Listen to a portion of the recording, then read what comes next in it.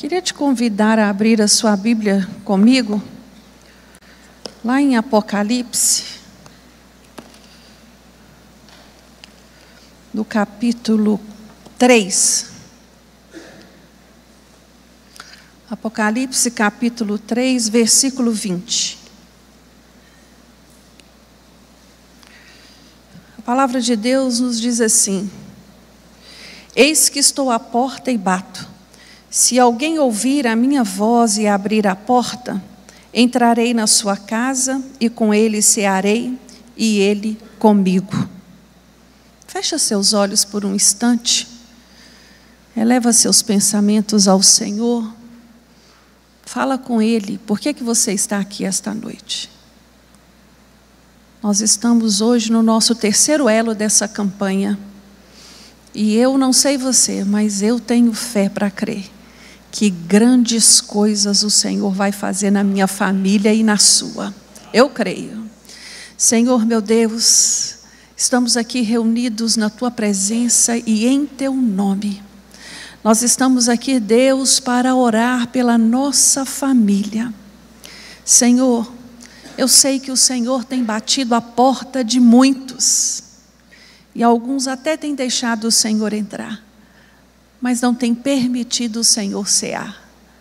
Senhor, nós queremos te dizer nesta noite que o Senhor é bem-vindo no nosso meio. O Senhor é bem-vindo na nossa casa, o Senhor é bem-vindo no nosso coração. Faz morada, Senhor, faz morada. Sinta-se à vontade no nosso meio. Fala conosco nesta noite de uma maneira especial. Fala o nosso coração. Meu Deus, renova a nossa fé, a nossa esperança. Nos renove, Senhor, na alegria do Teu Santo Espírito. E que possamos sair daqui nesta noite, Deus, cheios da Tua presença.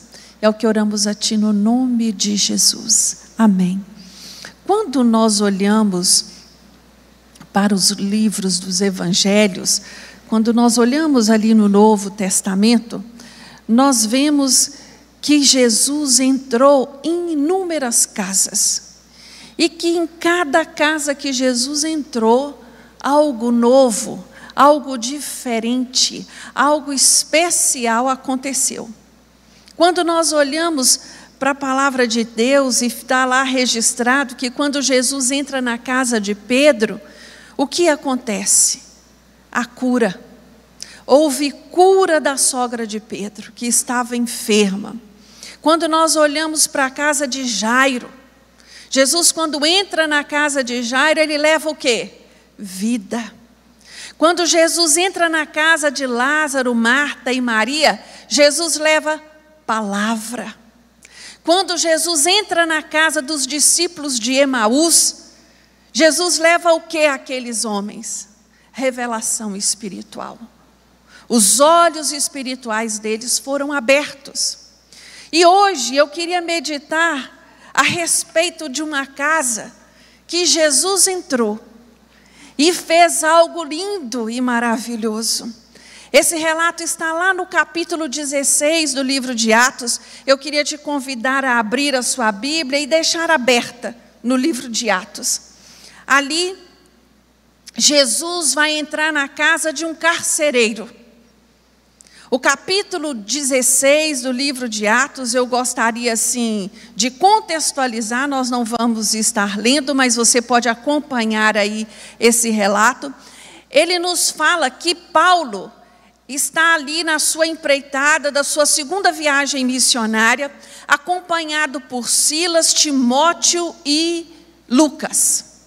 Quando eles chegam na cidade de Filipos, eles começam a pregar a palavra de Deus, eles começam a anunciar o que Jesus tinha planejado para o homem, o que Jesus tinha feito. Eles vêm trazendo as boas novas de Jesus.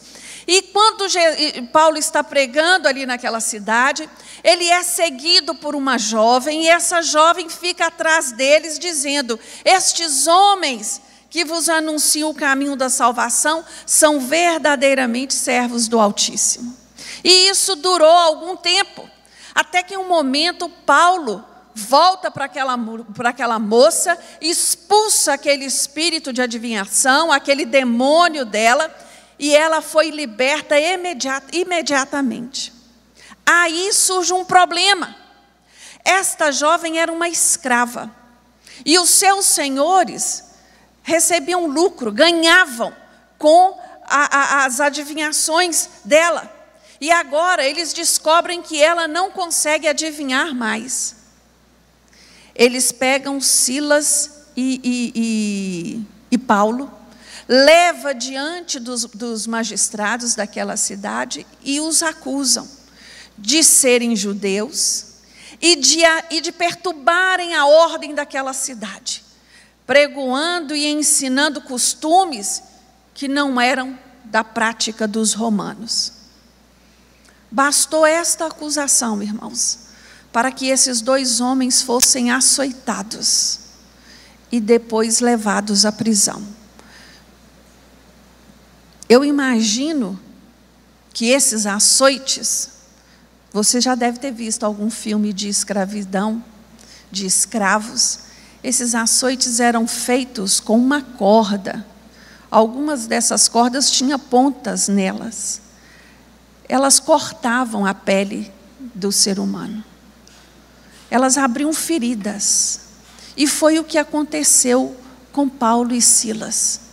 E eles foram levados à prisão e estavam ali naquele cárcere. E a Bíblia diz que perto da meia-noite, Paulo e Silas começam a cantar hinos e a louvarem a Deus e orarem. E a Bíblia diz no versículo 25 que eles faziam isso alto, porque os outros prisioneiros ouviam, os outros prisioneiros escutavam. E ali, dentro daquela prisão, eu fico pensando, que estes outros homens possivelmente estavam o quê? Murmurando, xingando, blasfemando, porque eles estavam revoltados por estarem ali presos. E Paulo e Silas cantavam, e Paulo e Silas louvavam. E a Bíblia nos diz que no inteirinho desses acontecimentos, algo sobrenatural vai acontecer. Irmãos, todas as vezes que nós, quanto crente, fazemos diferente do que o diabo espera, do que todos esperam que façamos, algo sobrenatural acontece. Estes homens, dentro desta situação, prisionado, machucado, ferido, eles louvam a Deus, e isso ensina um princípio para mim, para você, que o crente fiel, ele faz diferente, que o crente fiel, ele é diferente, e independente aonde ele estiver, independente da situação em que ele estiver, seja no palácio, seja na prisão, seja na vitória, seja na luta, seja na miséria, seja na bonança, o crente fiel, ele louva a Deus. O crente fiel, ele louva não só nas vitórias, mas ele louva também nas aflições, amém?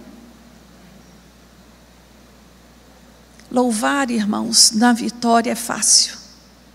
Difícil é louvar no tempo de aflição. Difícil é louvar no tempo da dificuldade. E aqui nós vemos que eles louvavam perto da meia-noite. Todas as vezes que você olha para a Bíblia e tem esses relatos, no meio da noite, na escuridão da noite, ele tem ali uma linguagem de figura que nos dá a entender, que nos permite, interpretar momentos de luta mais ferrenho, aqueles momentos onde fica tudo escuro, aonde nós não estamos vendo luzes, aonde não estamos vendo saída. Estes momentos é os momentos em que nós mais devemos louvar a Deus. Mais do que nunca. E louvar alto, e orar alto, para o inferno inteiro escutar. E a Bíblia disse que o louvor destes homens e a oração destes homens promove ali naquela prisão um terremoto. E esse terremoto, ele vem e abala as estruturas daquela prisão. A Bíblia diz que as portas das cadeias foram abertas, que as correntes que aprisionavam os presos se soltaram. Olha que terremoto diferente. Terremoto derruba parede, não é não? Terremoto derruba prédio. Esse não, esse terremoto abriu porta e abriu corrente. O carcereiro, a Bíblia diz, que ele acorda apavorado em perceber que as portas foram abertas e procura a sua espada e pega a sua espada para suicidar. Por quê? Porque o carcereiro naquela época, ele tinha uma responsabilidade tão grande sobre os prisioneiros. Se um prisioneiro fugisse, ele pagaria com a sua própria vida a pena daquele prisioneiro. Então, se todos tivessem fugido, ele sabia que não tinha outra saída para a vida dele. E quando Paulo percebe o que o carcereiro está prestes a fazer, Paulo grita para ele: não te faças nenhum mal, nós estamos todos aqui. Ninguém fugiu, ninguém saiu. E esse carcereiro, ele vai fazer uma pergunta a Paulo e Silas: senhores, o que é necessário para eu ser salvo? O que é necessário para eu ser salvo? Esse é o tema da minha palavra hoje. A resposta que eles deram a esse carcereiro: crê no Senhor Jesus e serás salvo tu e a tua casa. Quem vai ser salvo? Tu e a tua casa. Paulo dá uma resposta àquele homem de uma promessa de Deus.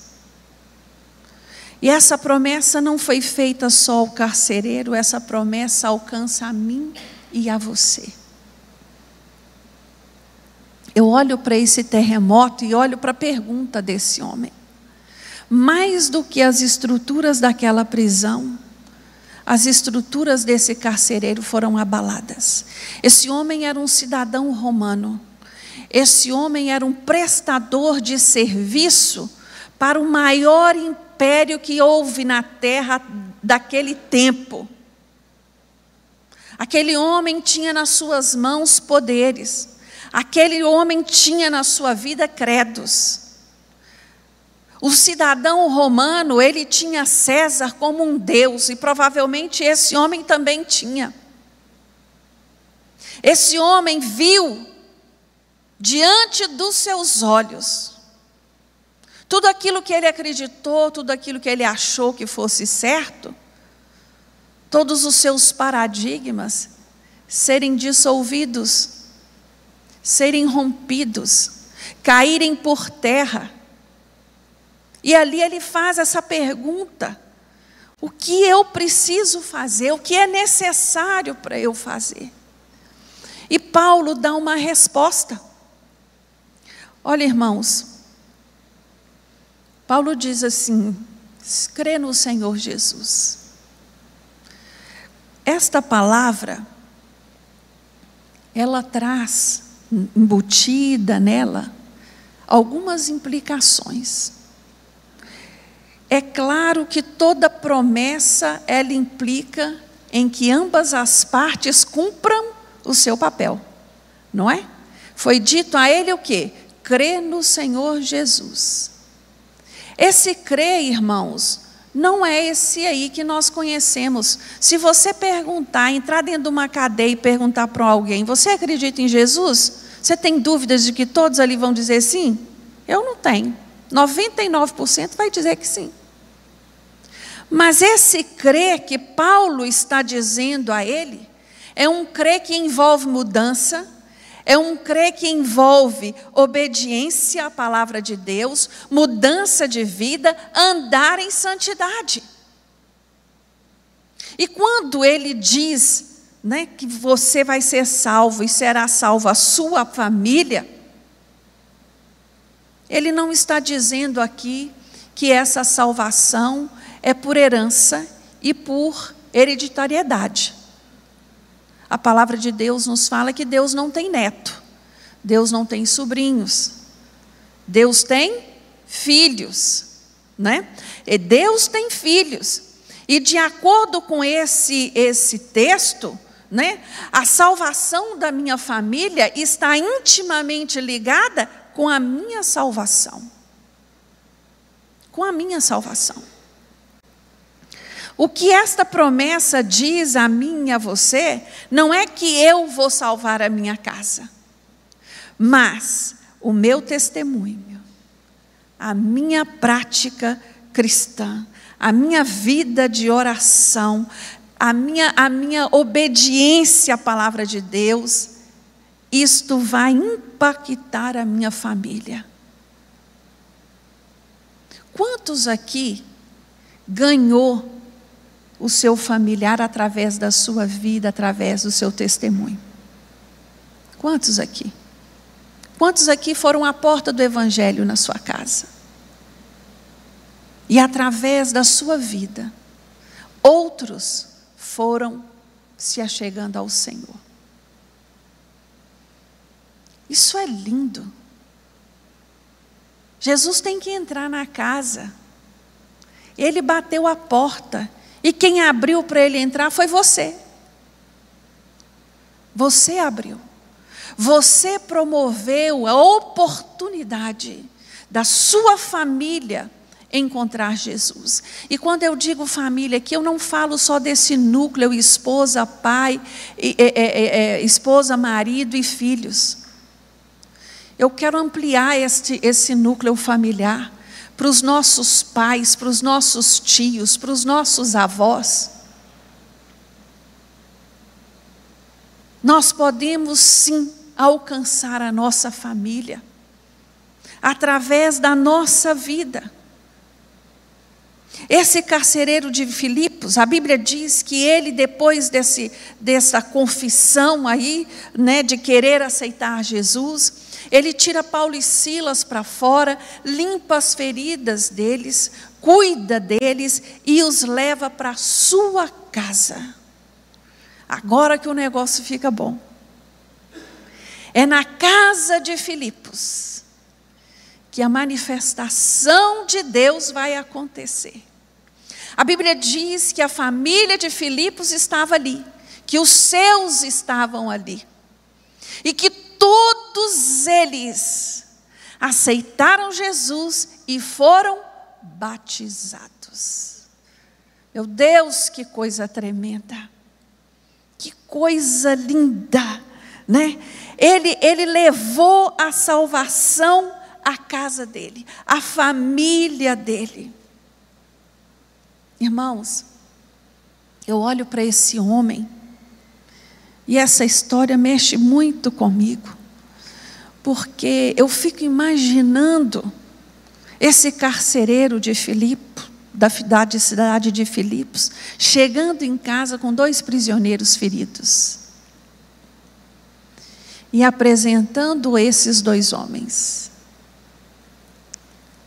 Estes homens são o que têm proclamado a boa nova de Cristo Jesus na terra.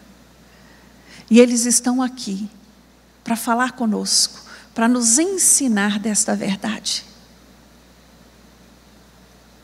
Irmãos, eu tenho visto muitas famílias sendo negligenciadas, aonde a presença de Jesus não tem sido manifesta da maneira como Ele espera.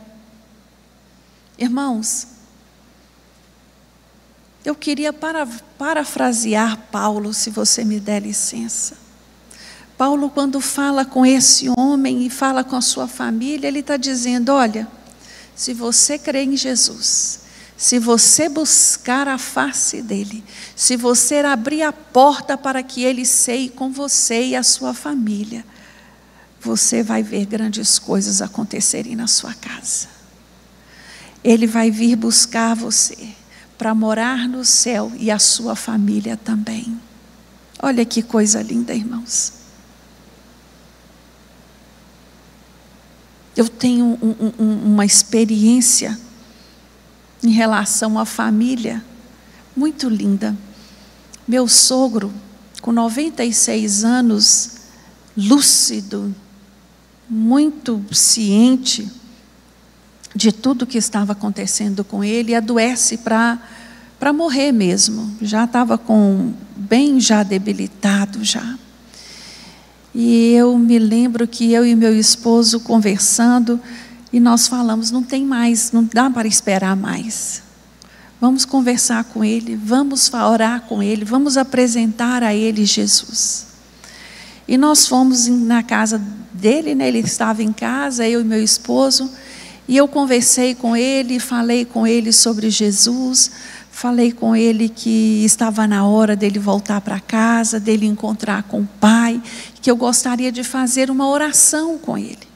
Então ele pediu para se sentar à cama, ele sentou, pediu que chamasse a sua esposa que estivesse do lado dele, e ali nós fomos, eu e meu esposo, nós fomos falando com ele, depois oramos, e ele confessou Jesus como Senhor e Salvador da sua vida, pediu perdão dos seus pecados, e foi muito emotivo para nós aquela cena e tudo, e logo em seguida ele foi hospitalizado, daí 2 dias.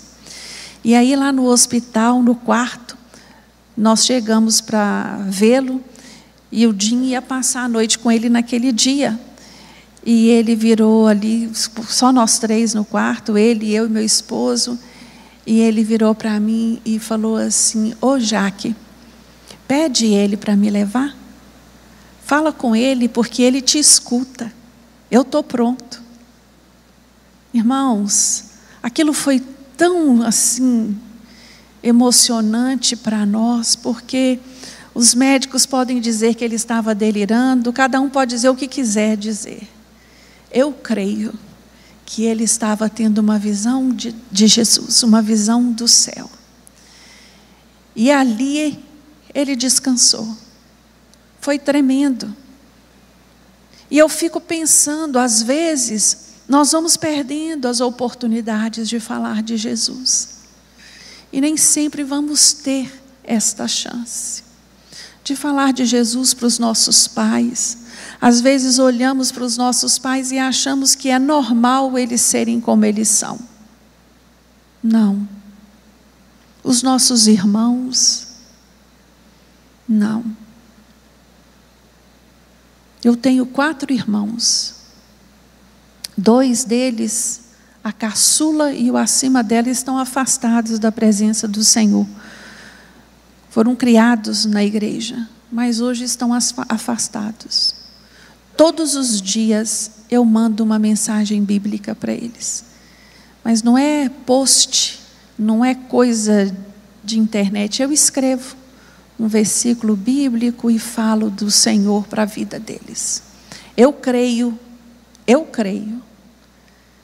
que quando menos eu esperar, Deus vai levar um terremoto na vida de um e do outro. E aquela confiança, todo aquele engano vai cair por terra.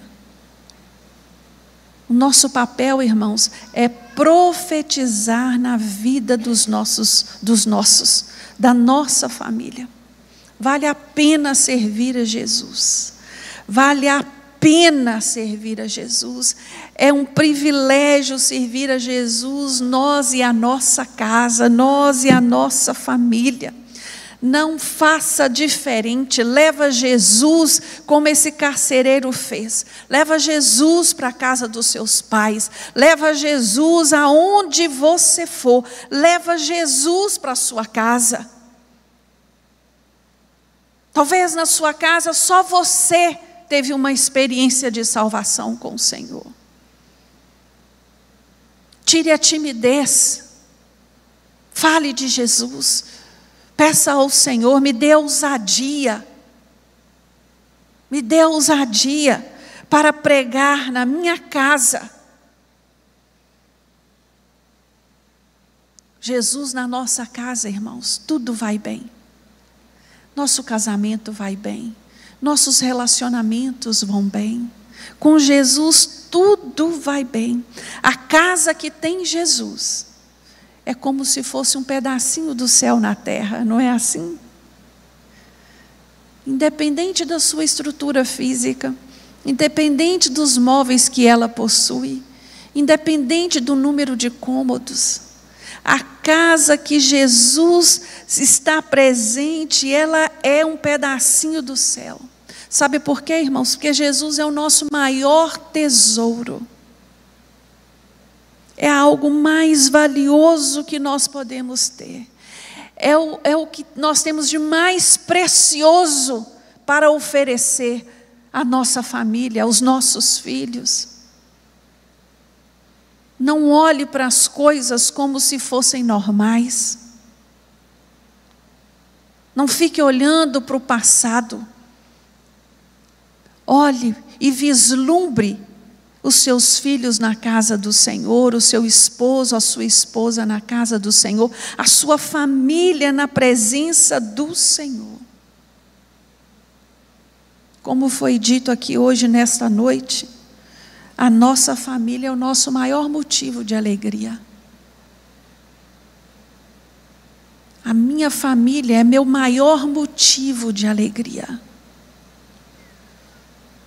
É o que mais me dá prazer, é estar com a minha família. Quando eu olho para essa história desse carcereiro, me vem à mente os métodos de ação de Deus.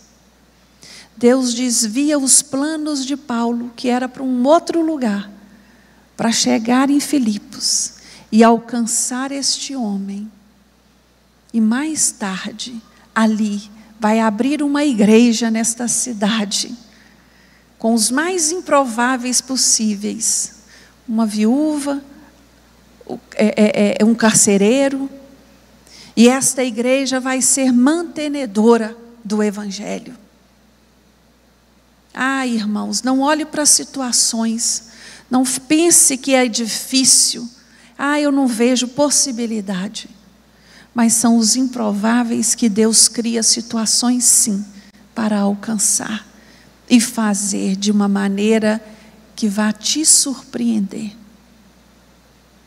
Não baixe a guarda, não abre mão da sua família, não abra mão de nenhum dos seus.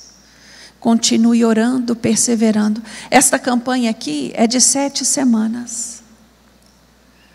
Mas se 7 semanas não for suficiente para Deus operar na sua casa, continue. Continue.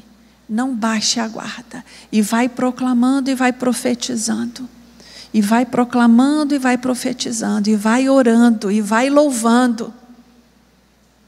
Que depois você vai testemunhar do milagre do Senhor na sua vida, na sua casa e na sua família. Amém? Eu queria te convidar a ficar de pé.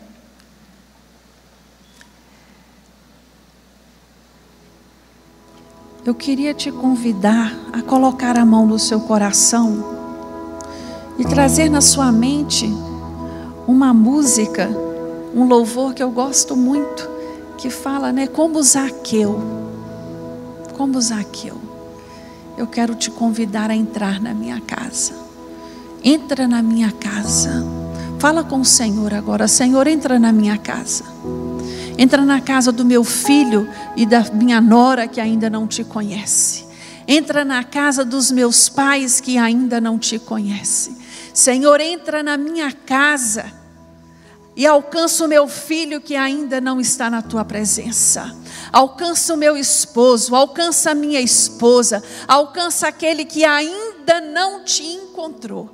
Ah, Jesus, entra na minha casa. O meu convite ao Senhor esta noite é que o Senhor entre na minha casa e faça nela morada, faça nela tudo novo e tudo diferente, que os alicerces sejam rompidos nesta noite e que coisas novas o Senhor venha criar na minha casa. A minha casa está aberta para te receber, Senhor. Vai falando com Ele, é você que vai fazer o convite a Ele. Fala com Ele, entra na minha casa. E eu te convido agora a estender as suas mãos em direção à sua casa. Nós vamos fazer esta oração pela nossa família. Vai levando a mão e apresentando a sua casa e todos que moram ali. E vai entregando nas mãos do Senhor.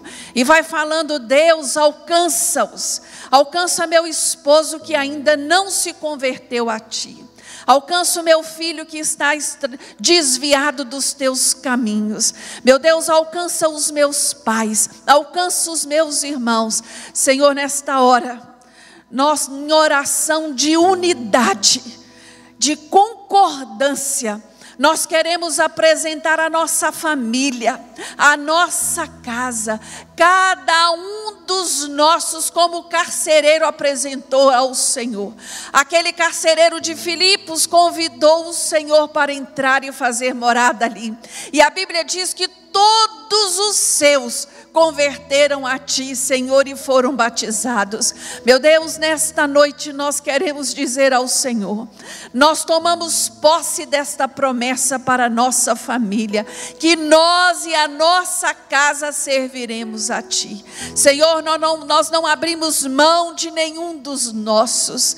Ah, Deus, nos dê estratégias para testemunhar do Senhor, para falar das coisas que o Senhor tem feito na nossa vida, que nós não nos calemos diante das situações. Meu Deus, usa, Senhor, cada um daqueles que está aqui e aqueles que estão nos ouvindo, para ser boca nesta terra, para testemunhar a respeito do Senhor.